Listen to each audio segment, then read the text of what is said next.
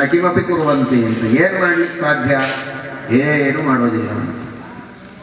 ಇನ್ನೊಂದು ಮಾತಿನಲ್ಲಿ ಹೇಳ್ತಾರೆ, ಅದನ್ನೇ ರಿವರ್ಸ್ ಮಾಡಿ, ಕಿಂ ಕುರುವಂತಿ ಗೃಹಸ್ಥರವೇ ಅಪ್ರಸನ್ನೇ ಶ್ರೀನಿಕೇತನೆ.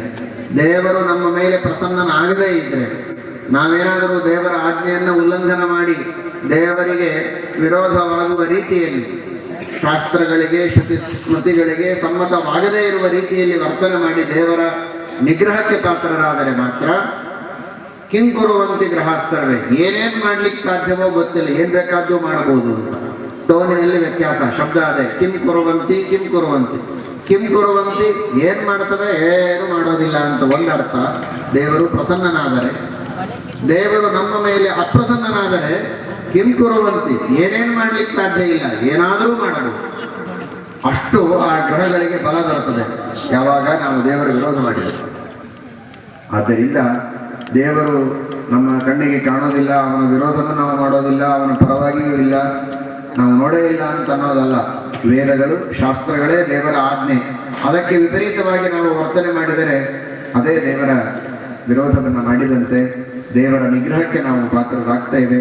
ಹಾಗಾಗದೇ ಇರೋ ಹಾಗೆ ದೇವರೇ ನಮಗೆ ಸದ್ಬುದ್ಧಿಯನ್ನು ಕೊಟ್ಟು ಶಾಸ್ತ್ರದಲ್ಲಿ ಹೇಳಿದ್ದೇನು, ನಮ್ಮ ಕರ್ತವ್ಯ ಏನು, ಯಾವ ರೀತಿ ನಾವು ಜೀವನದಲ್ಲಿ ನಡೆಯಬೇಕು ಅಂತ ದೇವರೇ ನಮಗೆ ಗುರುಗಳ ದ್ವಾರ ತಿಳುವಳಿಕೆಯನ್ನು ಕೊಟ್ಟು ಆ ರೀತಿ ಜೀವನದಲ್ಲಿ ವರ್ತನೆ ಮಾಡೋ ಹಾಗೆ ಶಕ್ತಿಯನ್ನು ಕೊಟ್ಟು ನಮ್ಮನ್ನು ರಕ್ಷಣೆ ಮಾಡಲಿ.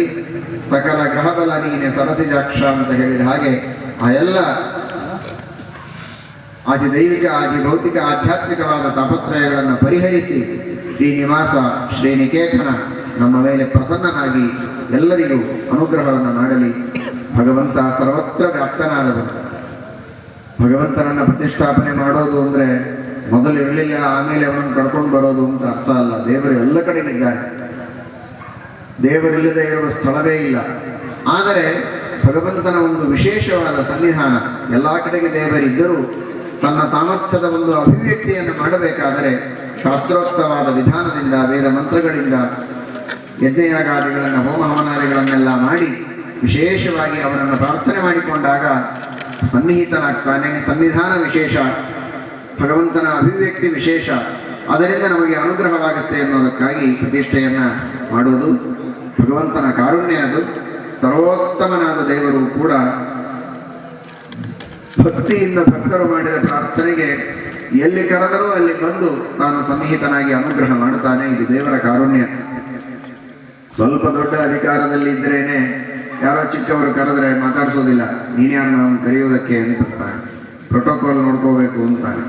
ಹೀಗಿರುವಾಗ ಜಗತ್ತಿಗೆ ಒಡೆಯನಾದ ದೇವರು ಅತ್ಯಂತ ಅಲ್ಪರಾದ ನಾವುಗಳು ಪ್ರಾರ್ಥನೆ ಮಾಡಿದಾಗಲೂ ಭಕ್ತರ ಪ್ರಾರ್ಥನೆಗೆ ಓಗೊಟ್ಟು ಭಗವಂತ ಆ ವೇದ ಮಂತ್ರಗಳಿಗೆ, ಹೋಮ ಹವನಾದಿಗಳಲ್ಲಿ ಮಾಡಿದಂತಹ ಆ ಎಲ್ಲ ವಿಧಿವಿಧಾನಗಳಿಗೆ ಪರಮಾತ್ಮ ತಾನು ಪ್ರಸನ್ನನಾಗಿ ಬಂದು ಸನ್ನಿಹಿತನಾಗಿ ಭಕ್ತರಿಗೆ ಅನುಗ್ರಹವನ್ನು ಮಾಡುತ್ತಾನೆ. ಅಂತಹ ಭಗವಂತನ ಕಾರುಣ್ಯದ ಸದುಪಯೋಗವನ್ನು ಮಾಡಿಕೊಂಡು ವಿಶೇಷವಾಗಿ ದೇವರ ಸೇವೆಯನ್ನು ಮಾಡಿ ದೇವರ ಅನುಗ್ರಹವನ್ನು ಸಕಲ ಸಜ್ಜನರು ಪಡೆಯಬೇಕು. ತಾವೆಲ್ಲ ಮಸೋದೆಯ ಭಗವದ್ಭಕ್ತರು ಅತ್ಯಂತ ಶ್ರದ್ಧೆಯಿಂದ ಶ್ರೀನಿವಾಸ ದೇವರ ಈ ಪ್ರತಿಷ್ಠಾಪನೆಯ ಕಾರ್ಯಕ್ರಮ ಪ್ರಾಚೀನವಾದ ಪ್ರತಿಮೆ ಮೊದಲಿನಿಂದಲೂ ಇದ್ದದ್ದು.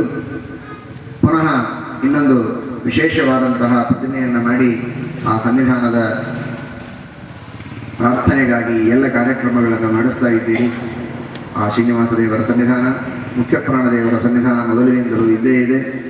ಇಂತಹ ಒಂದು ವಿಶೇಷ ಸನ್ನಿಧಾನದಲ್ಲಿ ನಿತ್ಯ ನಿರಂತರದಲ್ಲಿ ಆ ದೇವರ ಸೇವೆ ಹಾಗೂ ಶಿವೋತ್ತಮರಾದ ವಾಯುದೇವರ ಸೇವೆ, ಇಬ್ಬರ ಸೇವೆಯನ್ನು ಮಾಡಿ ಭಗವಂತನ ಹಾಗೂ ವಾಯುದೇವರ ಕೃಪೆಗೆ ಎಲ್ಲರೂ ಪಾತ್ರರಾಗಬೇಕು.